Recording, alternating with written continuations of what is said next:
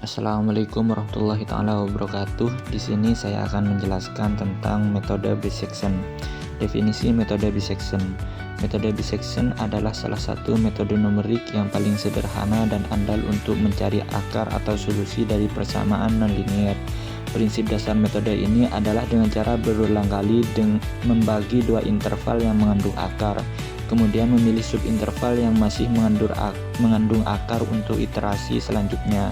Proses ini diulangi hingga diperoleh aproksimasi akar dengan tingkat ketelitian yang diinginkan. Selanjutnya yaitu langkah-langkah metode bisection.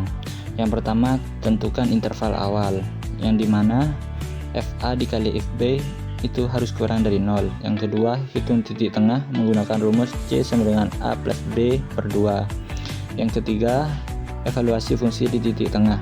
Yang keempat, tentukan interval baru. Jika FC sama dengan 0, maka C adalah akar persamaan. Jika FA dikali FC kurang dari 0, maka akar berada di antara A dan C. Interval baru adalah AC. Jika FC dikali FB kurang dari 0, maka akar berada di antara C dan B. Interval baru adalah CB. Yang kelima, ulangi langkah 2-4. Ulangi langkah-langkah di atas dengan interval baru hingga mencapai kriteria penghentian tertentu.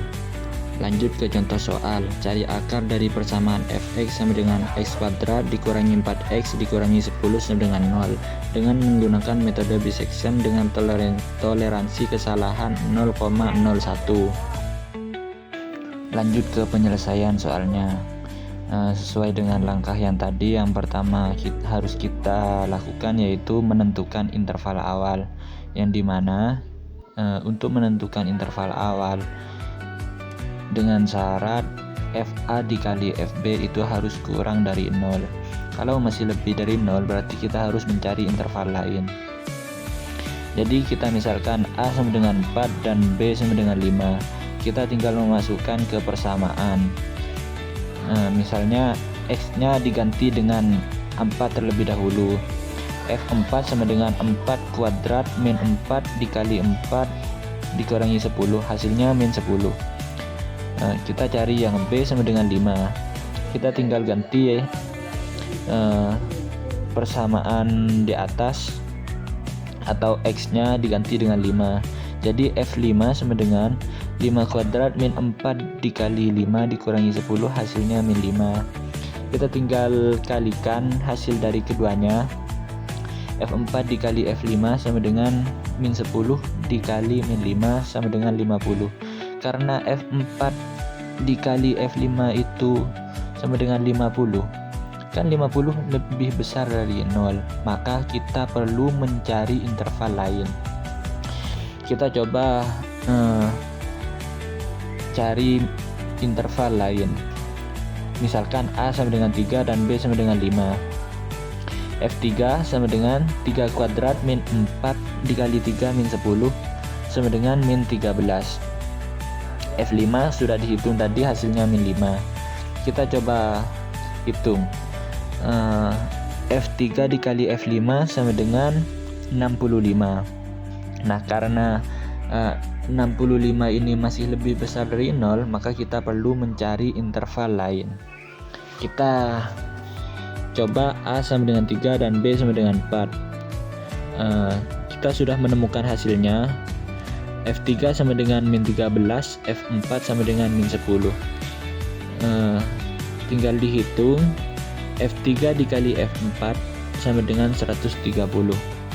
Nah, karena 130 itu masih lebih besar dari 0, maka kita harus mencari interval lain. Pokoknya kita terus mencari sampai FA dikali FB itu kurang dari 0. Kita coba misalkan A sama dengan 5 dan B sama dengan 6. F5 nya sudah ditemukan hasilnya tadi sama dengan min 5. Kita tinggal hitung F6 nya menghasilkan angka 2. Kita tinggal kalikan F5 dikali F6 sama dengan 10. Nah, karena F5 dikali F6 itu sama dengan min 10, kan min 10 itu lebih kecil dari 0, maka akar berada di antara A sama dengan 5 dan B sama dengan 6. Jadi interval awalnya sudah ditemukan. karena interval awal berada di antara A sama dengan 5 dan B sama dengan 6, dilanjutkan dengan iterasi 1. Yang pertama harus kita lakukan yaitu mencari titik tengah C, yang dimana rumusnya itu C sama dengan A plus B per 2. A nya sama dengan 5 dan B nya sama dengan 6. Dihitung dan menghasilkan 5,5, jadi C nya 5,5. Selanjutnya yaitu menghitung nilai fungsi di titik tengah C. Tinggal memasukkan ke persamaan yang tadi, yang fx sama dengan x kuadrat min 4x min 10. X nya diganti dengan 5,5. Jadi f5,5 sama dengan 5,5 kuadrat min 4,5 min 4 kali 5,5 min 10 menghasilkan min 1,75. Karena FC nya sudah ditemukan, selanjutnya yaitu mencari interval baru. Jika FA dikali FC lebih kecil dari 0, maka akar berada di antara A dan C, dan jika FC dikali FB lebih kecil dari 0, maka akar berada di antara C dan B. Kita hitung terlebih dahulu FA dikali FC, sama dengan F5 dikali F5,5, sama dengan F5 nya sama dengan min 5. Setelah kita hitung dan F5,5 nya atau FJ nya sama dengan min 1,75 dan menghasilkan 8,75. Karena 8,75 lebih besar dari 0, maka akar tidak berada di antara A dan C. Kita lanjut hitung yang FC dikali FB. FC nya sama dengan F5,5 dikali F6 sama dengan min 1,75 dikali 2 sama dengan min 3,5. Karena min 3,5 lebih kecil dari 0, maka akar berada di antara C dan B. Jadi interval baru A sama dengan 5, A sama dengan 5,5 dan B sama dengan 6. Kita lanjut ke iterasi 2. Kan tadi interval barunya sudah ditemukan, A nya sama dengan 5,5 dan B sama dengan 6. Langkah-langkahnya sama seperti tadi, kita mencari titik tengahnya terlebih dahulu, atau C nya dengan menggunakan rumus yang A plus B dibagi 2. Jadi C sama dengan 5,75. Lanjut kita mencari FC nya dan menghasilkan 0,0625. Selanjutnya menghitung FA dikali FC yang mana menghasilkan min 0,109375 dan menghitung FC dikali FB yang mana hasilnya 0,125. Karena FA dikali FC ini menghasilkan min 0,109375, ini kan lebih kecil dari 0, maka interval baru berada di antara A sama dengan 5,5 dan B sama dengan 5,75. Lanjut ke iterasi 3. A sama dengan 5,5 dan B sama dengan 5,75. Sama seperti langkah yang tadi, kita menghitung titik tengah C yang menghasilkan 5,625. Kita cari FC nya terlebih dahulu. Setelah kita cari, menghasilkan min 0,859375.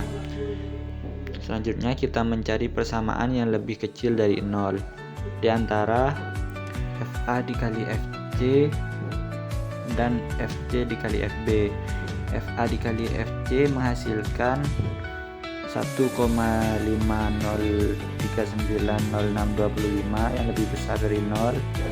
Jadi tidak mungkin akar berada di antara A dan C, dan FC dikali FB ini menghasilkan min 0,0537109375 yang mana lebih kecil dari 0. Jadi akar di antara C dan B. Jadi interval baru A sama dengan 5,625 dan B sama dengan 5,75. Kita lanjut ke iterasi 4.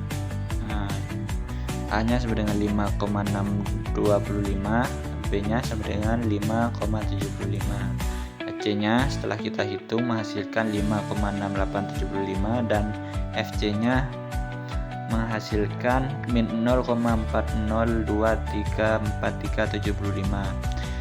Sama seperti tadi, kita mencari yang lebih kecil dari 0.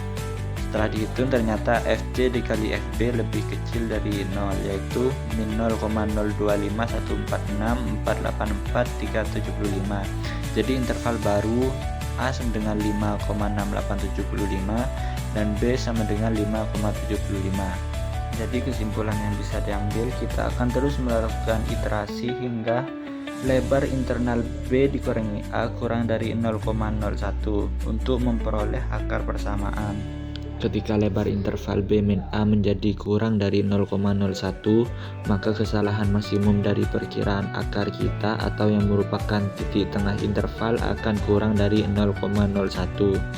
Ini berarti perkiraan akar kita sangat dekat dengan nilai akar sebenarnya dengan tingkat akurasi yang setidaknya 0,01. Selanjutnya yaitu keuntungan dan kekurangan metode bisection. Keuntungannya yang pertama selalu konvergen, yang kedua sederhana dan mudah diimplementasikan, yang ketiga tidak membutuhkan turunan fungsi. Kekurangannya konvergensi lambat, tidak dapat menemukan akar ganda, dan yang terakhir membutuhkan interval awal yang mengandung akar. Sekian penjelasan dari saya. Terima kasih. Wassalamualaikum warahmatullahi wabarakatuh.